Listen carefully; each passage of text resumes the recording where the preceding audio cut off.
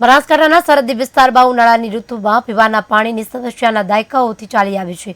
સરહદી વિસ્તારના ગામડાઓને ઉનાળો એ પાણીની સમસ્યાનો સમય ગણાય છે, ત્યારે કેટલાક સમયથી ચોથાને સડા ગામે પીવાના પાણીની સમસ્યા ઊભી થઈ ગઈ છે। સરકાર ચૂંટણીમાં મસ્ત છે, સરહદી વિસ્તાર પાણી વિના ત્રસ્ત છે।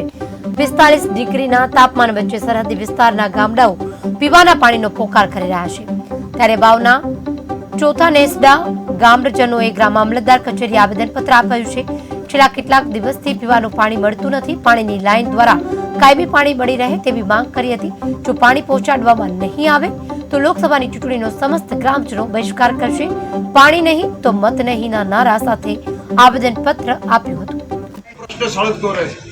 અને અમે છેવટે કંટાળી અને ઘણી રજૂઆતો કરી પણ કંઈ સરકારે સાંભળ્યું નથી અને આપણે મામલતદાર સાહેબને મામલતદાર ઓફિસમાં સાહેબને આવેદનપત્ર આપ્યું કે પાણીનો પ્રશ્ન કોઈ પણ રીતે હલ કરો, પણ હવે એ લોકો એ આપણે ચાલુ તો કર્યું છે પણ મને નથી લાગતું કે પાણી આવે। સર મહેરબાની કરીને આ ધ્યાન ન કરવાનું, અમારે રોજ ઉઠીને આ પ્રશ્ન જો હોય તો પછી લોકો મતલબ નથી, અમે લાઈન કાપી નાખો, પાણી જોતું જ નથી, પાણીની અમારે જરૂર નથી। કોઈ મહેમાન કરવામાં આવે નેચે ઘાલવું પડે, અમે આમ મોઢા તો ના જુઓ પછી પાણી મારે નાહવું છે, કપડાં ધોવા છે, મારે શું કહેવાનું? મારા ઘરથી જતા પછી મેં 7,000નું પાણી ન ખાય, ક્યાંથી લાવવાના પૈસા? આ રોજ સળગતો પ્રશ્ન રહેશે તો શું કરવા?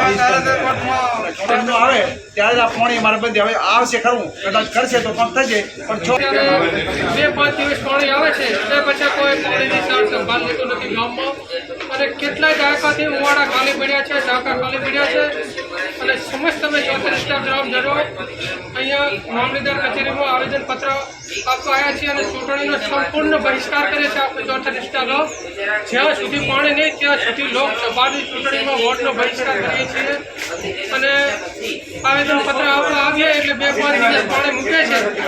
કેટલી વખત આવ્યા છીએ? 50 થી 60 વખત આવ્યા છીએ। કેનાલનું તો હાલો ભાઈ, કેનાલનું તો પાણી અમારે આવતું જ નથી ટાઈમસર, કેનાલની તો વાત અલગ। પીવાનું પાણી કેટલા દાયકાથી અમારા ગામને નથી આવતું।